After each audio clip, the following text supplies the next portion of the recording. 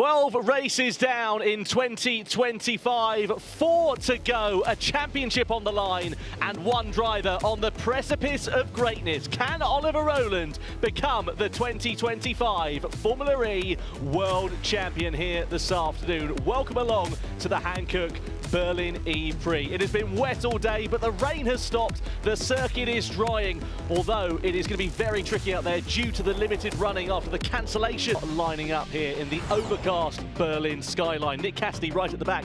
40-place grid penalty for him for changing the MGU and MCU. He's got Sebastian Buemi, who also has a penalty alongside as well. Then Felipe Drugovich, P20 on the grid. All three of those drivers have got stop-and-go penalties in the race. Next up, David Beckman and Zane Maloney. Jake Dennis lines up P16 with Lucas de Grassi for the Loda Yamaha Apt. That team sporting a special livery here this race with a Superman-esque performance expected for their drivers. Stoffel van Dorn in 12th position with Edo Mortara on the fringes of the top 10. He's a former three-time pole sitter at this circuit. Can he deliver some greatness though here this afternoon? The top 10 looks like this. Taylor Barnard got his debut points here last season. He'll be looking to add to his 3 podiums in season 11. Wehrlein, a 3-place penalty for him for a collision in FP1 with his teammates. He is 69 points behind Oliver Rowland in the championship.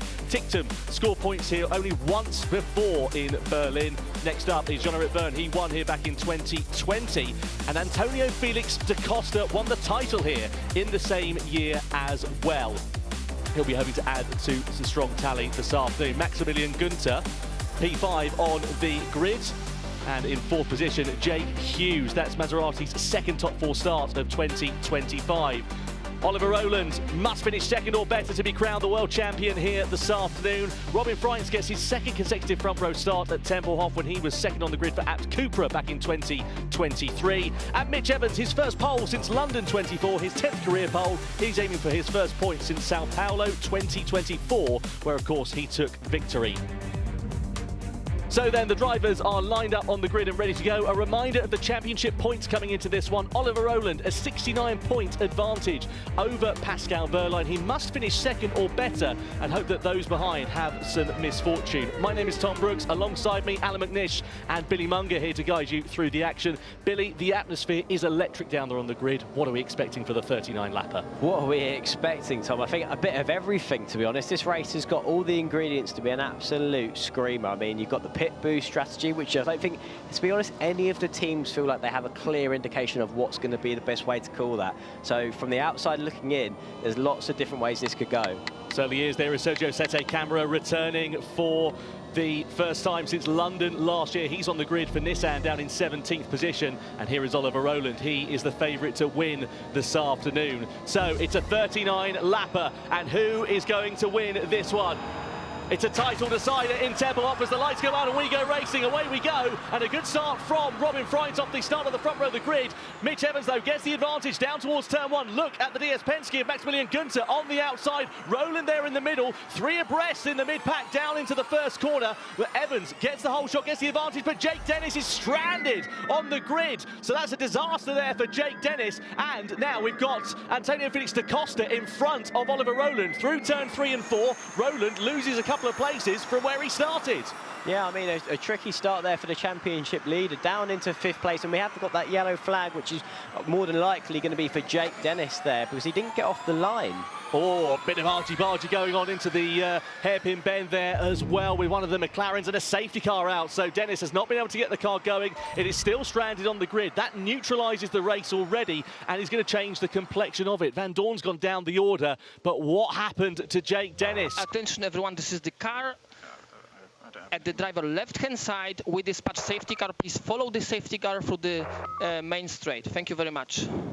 So the race now neutralised then at the end of the first lap. Drivers will follow the Porsche safety car until this is cleared. But unfortunately for Jake Dennis, he is out of the race. He's just been able to get going, so I wonder if he might be able to tag on to the back. The safety car might save his blushes a bit, actually. Well, he's not going to be a lap behind. That's the important thing. So therefore, for his point of view, he'll now be able to go down. The question is why. Looks like he's done a Control-Alt-Delete and reset the system, because the car didn't even move a millimetre from his starting point when he went back onto the throttle. But now he's definitely at the back One other big loser out of this was Taylor Barnard. He got sore down and slid into 4th place. So we're back then racing as the field comes around the final corner. Mitch Evans will lead the field across the timing line. Look though at Gunther, he's already under attack from Antonio and Felix da Costa as they come down to the first corner. Look at the spray offline as well into the first turn and the second turn. We go to racing conditions really deep there, and a bit of a moment for Mitch Evans. He goes through. Where does he emerge? P2, just in front of the DS Penske of Gunther.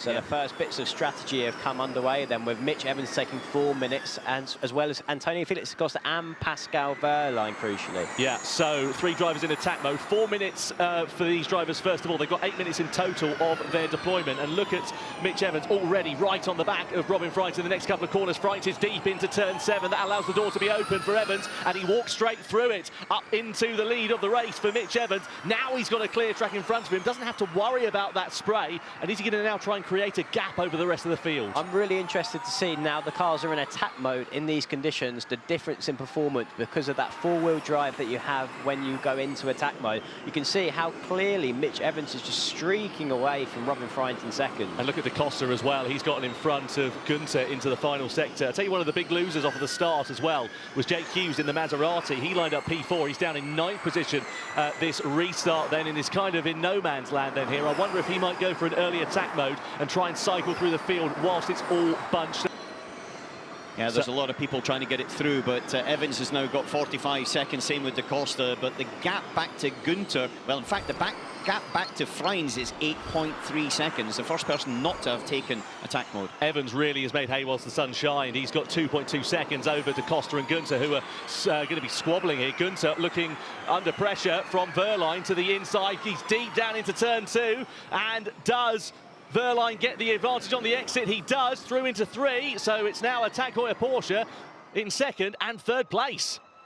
Gunther, though, of course, has got extra attack mode, so I wonder if he's just not fighting that too much, knowing that he can then retaliate as Wehrlein comes to the end of it. Yeah, but I think now as well, the circuit is at that point where it's kind of drying up a little bit. It's also greasy. Looks like they're sliding around a lot more. There's not quite the grip that they had before. Felipe Drugovich, 5-second time penalty for speeding in the pit lane. His first single-seater race since 2022. Unfortunately, does not have a particularly happy start to life there. Now, this is a pit boost race, just to remind you. So drivers will have to come in, take a mandatory pit stop in the race, get an extra 10% worth of energy. And we reckon the pit boost window is going to open around lap 7 or lap 8 or so. It'll be open for a determined period of time. They've got to be between 40 and 60% state of charge, and we're coming up towards that window now here, so I wonder who is going to blink first.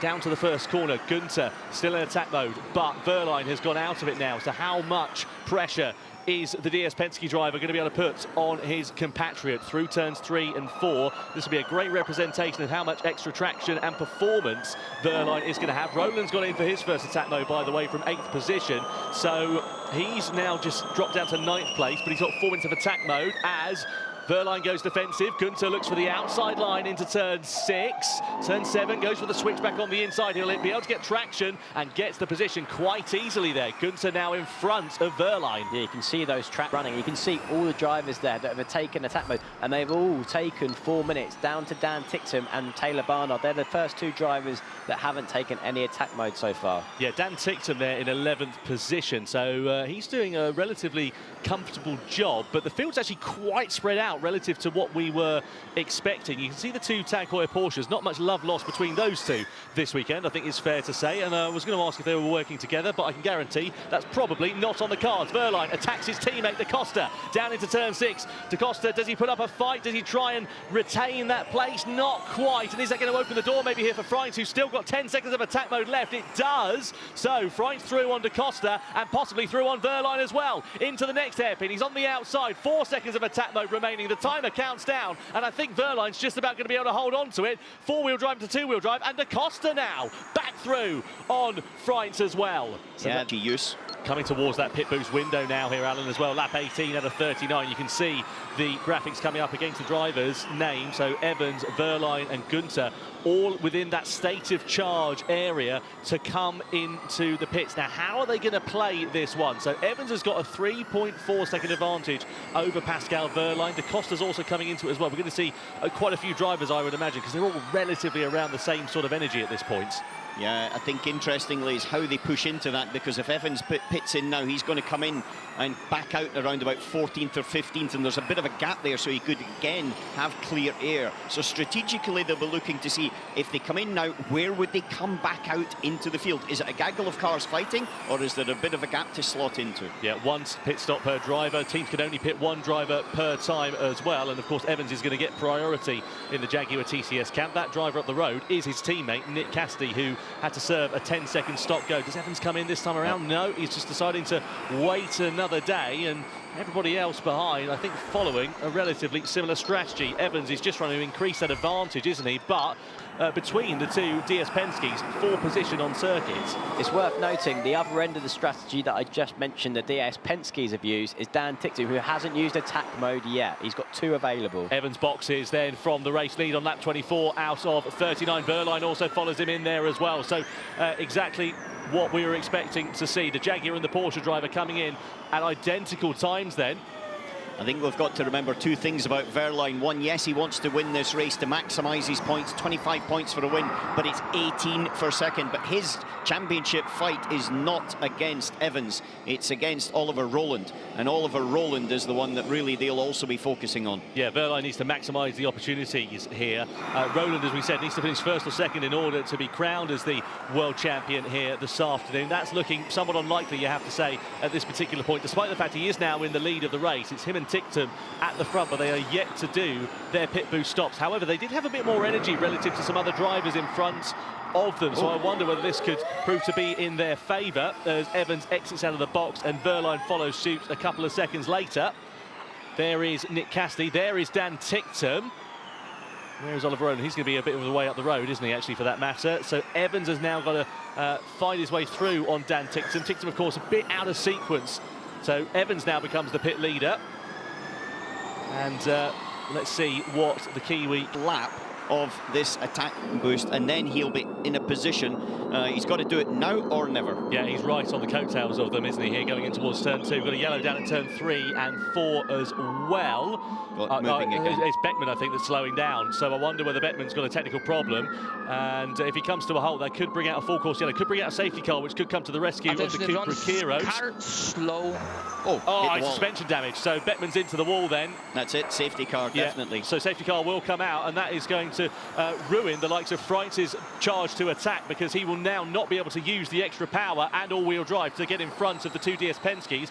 Also for Sete Camera and Drugovic as well, it's not helping them either. He can do it until there's a safety car, so he can keep going flat out now for 23 seconds until there's a safety car, which there is. Yeah, there we go. He's lost it. Yeah, so no chance there for Freitz to take advantage of it, and that's in the final sector of this lap. But Jean-Eric Vergne's race is coming to a premature conclusion. What a shame for him. It does now mean there's one fewer car for the trio of drivers who've got that attack mode deployment remaining to go past. So Vergne's going to retire from this race. The green flag is going to fly, though, and Mitch Evans is going to lead the field across the timeline as we begin lap 33 and come to begin racing once more. So Evans leads them. Wehrlein there in second. He's stuck behind Sergio Sete Camera, who's somewhat out of sequence. Side by side we go. Further back there as well with Robin Freitz and Maximilian Gunther. Into attack mode goes Evans from the race lead. He's going to drop behind Sete Camera, and Sete Camera could be a bit of a disruptor here in this race because the blue flags are not flying at the moment. Crucially, Evans has kept track position over Pascal Wehrlein there. That's really important. Rowland's gone for his attack mode. The Costa and Mortara did not. So Rowland's now got a lot of work to do, try and make up the ground that he would have lost as a result of that attack mode with the field all bunched up. He's now got to get Hughes, Van Dorn, etc. There's a spinner at the back. There's a couple of people spun. Car 23. Oh, is it Rowland? It's Oliver Rowland, the championship leader, who spun down at turn 6. Oh, the boy from Barnsley, the championship will not be decided then here this afternoon. The yellow flag is out. It goes away as the track is cleared. And is he out of the race? Has he got damage? He does! He's got towing. He's damaged the right front suspension, the left front. One of the two is heavily damaged there. Oliver Rowland's out. Huge drama here in Berlin. Oliver Rowland out of the race just as he went into attack mode. That's the risk with all the field bunched up. Meanwhile, you've got Gunther and Freitz going side by side. Sete Camera goes in for his final attack mode deployment. Likewise to Costa and Mortara, who follow them through as well. And Costa immediately trying to take advantage as he looks to pounce on Hughes, but contact between the two into turn 3 and turn 4. Hughes pirouettes it round and recovers it beautifully, but that has cost him very dearly indeed. And now we're going to see more moves being made potentially into turn 6 and turn 7. 3 drivers all in attack mode. On the inside goes Taylor Barnard against Mortara into turn 7. Mortara loses a place. Barnard gains one into the hairpin. Mortara's fighting back. He's on the outside. Are they both going to make it cleanly through? Side by side they go on the exit of the corner. Mortara's on the outside line here, and Barnard's going to be ready to try and take profit, but Barnard is through as Roland is out of the race. What is this Djokovic doing, man? What a shame for Oliver Roland. His race comes to an end. Damage after contact, presumably there, with Felipe Drugovich. Ends his championship challenge here this afternoon. How's the car? Question. Not good. Yeah, so he's out of the race. Meanwhile, Evans is in attack mode. He went a lap earlier than Pascal Wehrlein. Gunther is a bit academic here in this one because he hasn't got any attack mode deployments remaining as we look at a slight move on the inside there. Who's that on the outside? That's the Nissan, of course, of Sergio Sette, the last one remaining in this race as Roland retires from it. It's the end of this race as we see Oliver Roland, championship leader. What happened down at turn 6? Let's have a look. He's going to be in the mid-pack then here, and Drugovich there on the outside. Oh, it wasn't Drugovich he came together with, it was Van Dorn that was the contact. Kind of looks a little bit more like Roland there, sticking it down the inside on that particular one that we saw. Right front suspension damage. Yeah, well, it cost Roland very dear. So Drugovich is on the outside then here, and there is Van Dorn, who he just clatters into the side of. Yeah, it feels like to me he was maybe looking in his mirrors trying to find someone responsible there, Oliver Roland, and it was maybe a little bit over-ambitious down into turn 6. It's greasy on the side in there, and there you see the damage to the suspension. Right now, Evans 5 seconds, added laps 2. 2 added laps then, so it becomes a 39 to a 41 lapper. What's the gap between Evans and Wehrlein? Wehrlein's got a minute and 20 of attack mode then remaining, but 4.4 seconds the deficit. Barnard's just come to the end of it, and he's got Mortara and Costa all over his gearbox. So can those two drivers take profit? They can. Mortara's now up into P3. Barnard's down to 4th, and Costa goes through on the Briton as well. Keep an eye out, though, for Dan Ticktum behind as well. He is just in his second attack mode deployment. He's got Freitz and Bird in front of him, who are not in attack mode, and a lot of other drivers who are coming towards the end of their second deployment as well. Do you know the huge loser out of all of this? Robin Freins down to 11th and out of the points now.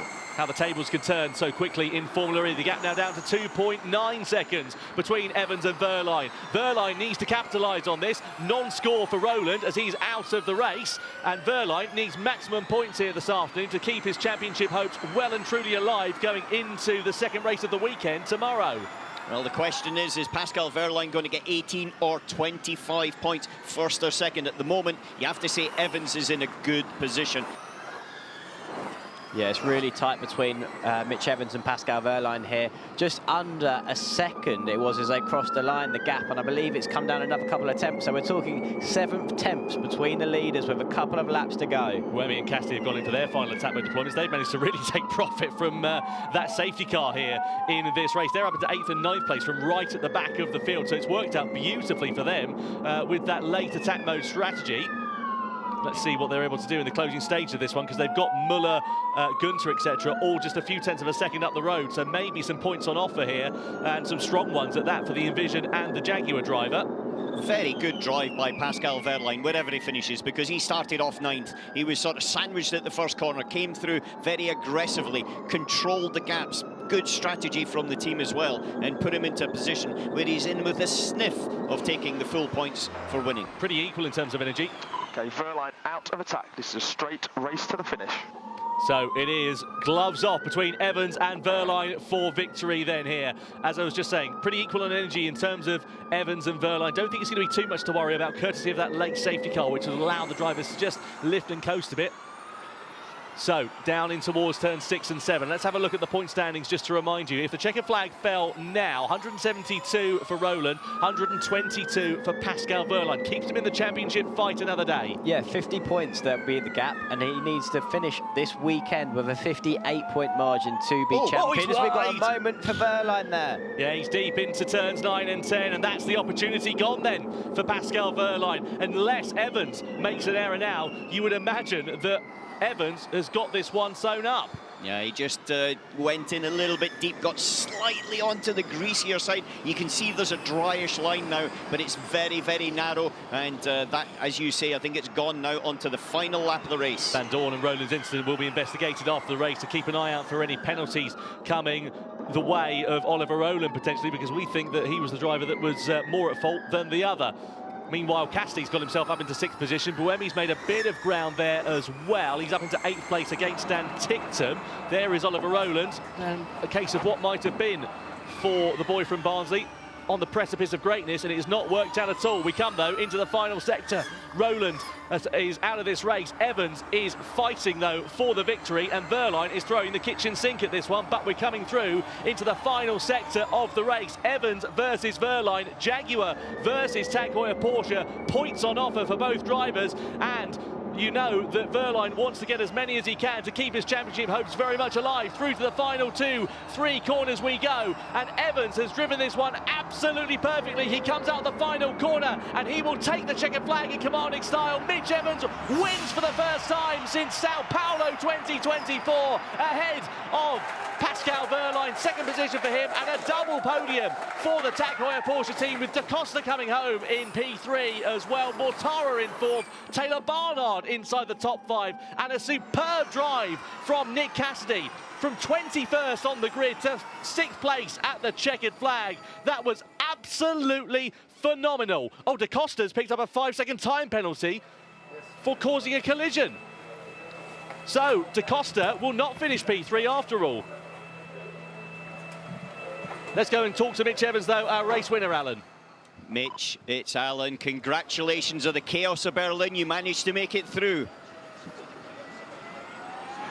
Yeah, a lot more straightforward than I was expecting, which was great. But yeah, it just feels amazing to finally get a win after so long, or just get some points. So huge credit to everyone on the team. It's very much well deserved for everyone's hard work. So yeah, I forgot where the podium is, so you might have to tell me, mate. I think you'll find it 1st and 5th for the team, because Nick finished 5th. That's a great race for Jaguar. Yeah, well, that's huge. Huge, I didn't know that. So yeah, great result for us, especially after his penalty. Yeah, great job there from Mitch Evans, taking his first win since Sao Paulo last year. His first points, believe it or not, since then as well. Fairly few happy guys in this garage. You've done us all proud. Absolutely mega job, mate. Well done. So Pascal Wehrlein comes home P2, and that time penalty, 5 seconds for Antonio Felix da Costa, drops him down to 10th at the end of that one, promotes Edo Mortara into P3 for Mahindra. Back-to-back podiums for Edoardo and Mortara there. Brilliant. Great job from Edo Mortara. Great job from Jaguar TCS Racing. Fantastic to see them winners once again.